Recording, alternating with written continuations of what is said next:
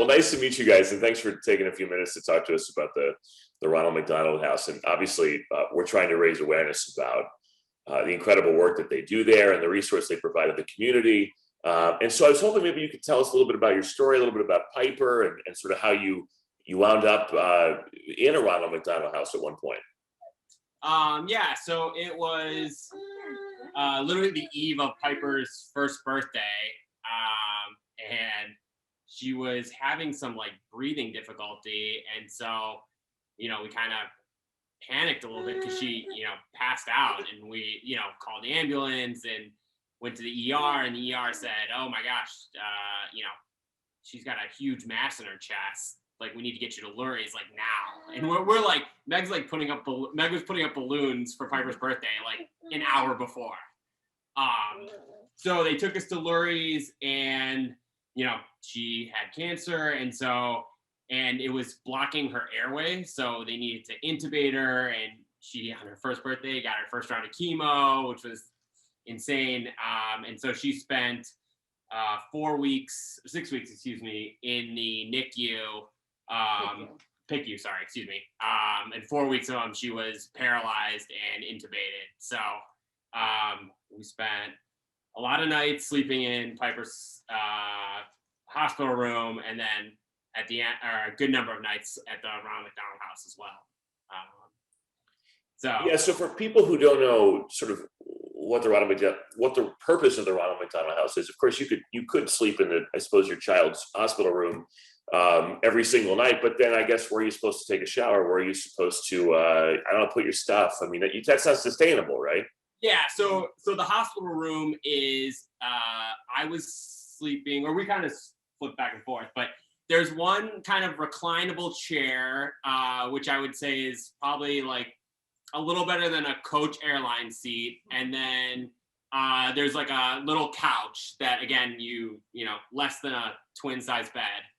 And you have doctors coming in all hours of the night. There was a shower in her room, but again, you have nurses coming in and out, and it's not exactly the most comfortable experience. But you go down to the Ronald McDonald House, which is only a few floors down, and there's nice hotel beds, and it's quiet, and there's your own shower, and they really made it as hospitable as humanly possible for us. I don't know if you have anything else, Yeah, I think when we found out about it, it was also, we do live really close. We live about 15 minutes from the hospital. So to me, I was a nurse, so I knew Ronald McDonald House. I knew of it and how much it helped people. But usually to me, I was like, oh, that's for people that live far away. Like, we shouldn't take a room from somebody else.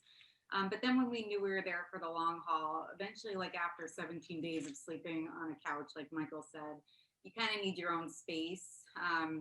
And he said it really well a while ago that, we would go home to take showers, but then when we were home, we would see her shoes in her crib and get sad. And then it was really sad to be home.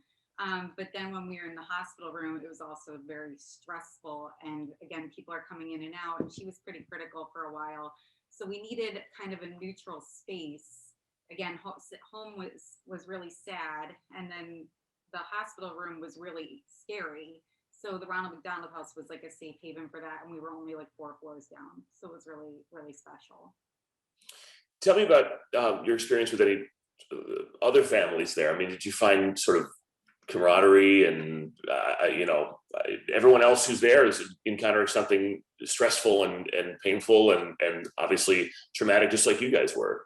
Yeah, I would say hi to a couple parents like in the hallway, but like honestly, it was so quiet. We like didn't see many people. I feel like, do you agree? Yeah, I think I ran into 1 or 2 other couples, but it really just like puts things into perspective too at some points of just like, sometimes, and I don't know how right this is to say, but sometimes you kind of get into like, oh my gosh, we've got the worst in the world, and you meet other parents and they've got it just as bad as you, and sometimes, everyone's kind of in their own like roller coaster of emotion, right? Like sometimes you're really on a low point and sometimes you're really on a high point, and just seeing other people in the trenches with you of just like, we met a mom who'd been doing this for 18 months, and it was just insane that, and she's like, yeah, you just every day take it one day at a time, you're just learning lessons from other people who are in the middle of this.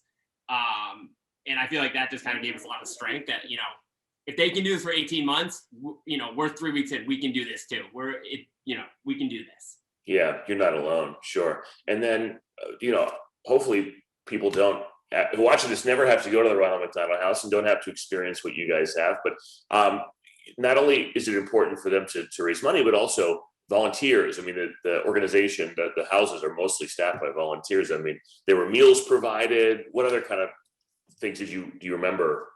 Oh, the meals were great. First off, I don't want to shortchange that because, there were a bunch of nights where, even if, Chicago's open, restaurants are open all hours of the night, but, it's 9 o'clock. You just gotten another night of bad news and all you want to do is, just put some food in your stomach and try and go to sleep. And so I can't tell you how nice it was to just go in there, just grab something out of the fridge. It's already ready to go, tastes really good.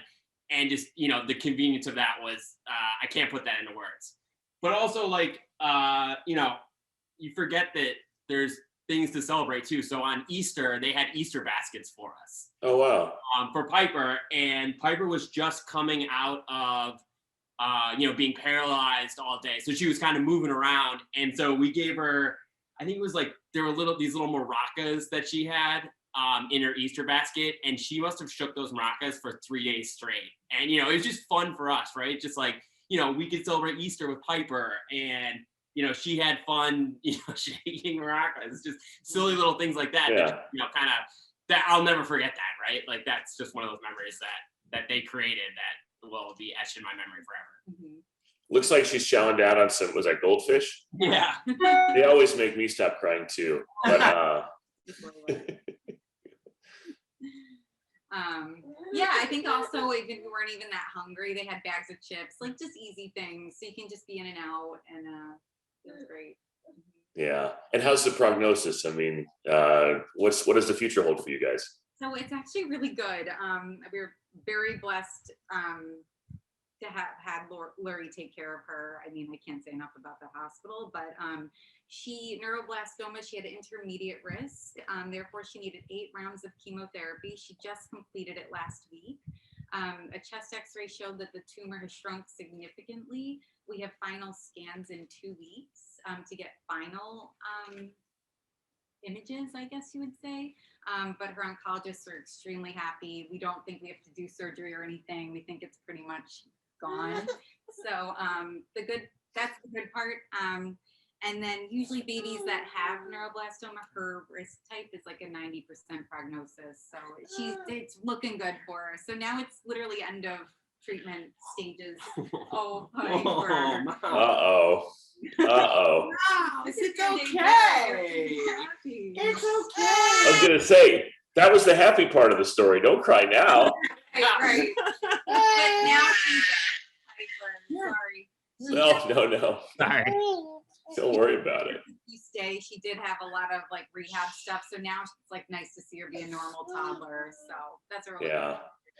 Well, you have your hands full, and I appreciate you sharing your story with us. It's important for people to hear from folks just like you who've been there and been through this. And I know it's emotional and personal. So thank you for taking some time. And Piper's a huge fan.